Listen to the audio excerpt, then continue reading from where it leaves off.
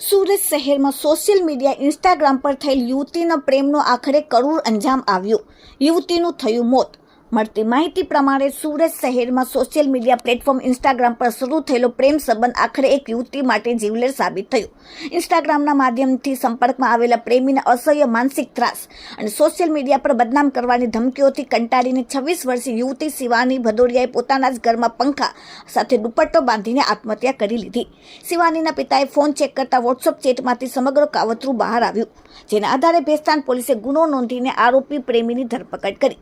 Police અને પારિવારિક સૂત્રો પાસેથી મળતી માહિતી મુજબ સુરતની મૃતક શિવાની બલરાજસિંહ ભદોરિયા છેલ્લા 7 વર્ષથી ઇન્સ્ટાગ્રામથી દિલીપ બાબરિયાના સંપર્કમાં આવી સમય જતાં પરિચય પ્રેમ સંબંધમાં પરિણમ્યો.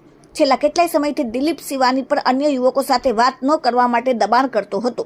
શિવાની મુકેશ નામના એક યુવક સાથે વાતચીત કરતી હોવાનું વહેમ રાખીને દિલીપ અવારનવાર તેની સાથે ઉગ્ર ઝઘડો કરતો હતો.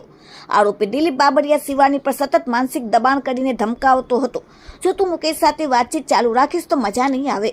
આટલું જ નહીં, દિલીપની હેરાનગતિ એટલી હદે વધી ગઈ કે તે શિવાનીના અંગત ફોટા અને તેમના પ્રેમ સંબંધો વિશે તેના પરિવારને કહી દેવાની તેમજ સમાજમાં તેને સંપૂર્ણપણે બદનામ કરી મૂકવાની ધમકીઓ આપતો હતો. અસહ્ય બ્લેકમેલિંગ અને માનસિક ત્રાસને કારણે શિવાની ભારે ડિપ્રેશનમાં સરી પડી. પ્રેમીના રોજના રોજ ટોર્ચરથી બદનામીના ડરથી આખરે કંટાળીને શિવાનીએ 20 મે 2026ના રોજ સવારે ઘરમાં એકલી હતી ત્યારે ગળે ફાંસો ખાઈ લીધો. તેનું મોત નીપજ્યું. ઘટનાની જાણ થતાં ભેસ્તાન પોલીસે શરૂઆતમાં અકસ્માત મોતનો કેસ નોંધીને પ્રાથમિક તપાસ હાથ ધરી. મોબાઈલ ફોન ખોલતા તેમાં સમગ્ર ચેટ સામે આવી અને સમગ્ર ઘટનાની હકીકત બહાર આવી. ભેસ્તાન પોલીસે આરોપી દિલીપ ભનુભાઈ બાબરિયા વિરુદ્ધ ભારતીય ન્યાય સંહિતા સહિતની આત્મહત્યાની દુષ્પ્રેરણા મુજબનો ગુનો નોંધીને ધરપકડ કરી છે. Bureau report, daily India TV, Surat. ગઈ તારીખ 20/5/2026ના રોજ ભેસ્તાન પોલીસ સ્ટેશનમાં એક મરણ જનાર શિવાની બલરાજસિંહ ગુલામસિંહ ભદોરિયા ઉંમર વર્ષ 26ને પોતાના ઘરમાં ગળે ફાંસો ખાઈ સુસાઇડ કરવાનો કેસ રજીસ્ટર કરવામાં આવેલ.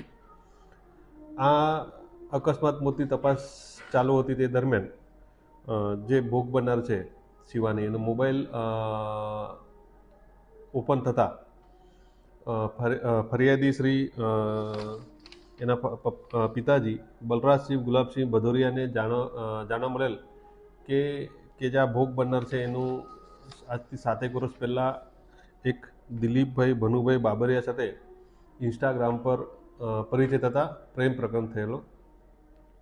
અને આ દિલીપ જે બાબરિયા છે એ અન્ય કોઈ સાથે જે ભોગ બનનાર છે એ અન્ય સાથે બોલતી હતી એ પ્રકારના શક વેમ રાખી સતત એને ટોર્ચર કરતો હતો. એવા વોટ્સઅપ ચેટના આધારે જાણવા મળેલું, જેના અનુસંધાને તેઓએ આ દિલીપ ભાનુભાઈ બાબરિયા વિરુદ્ધમાં ફરિયાદ આપતા ભારતીય ન્યાય સંહિતાની કલમ 108 મુજબનો ગુનો રજીસ્ટર કરી આ દિલીપભાઈ ભનુભાઈ બાબરિયાની ધરપકડ કરવામાં આવેલી છે અને આગળની તપાસ તજવીજ ચાલુ છે.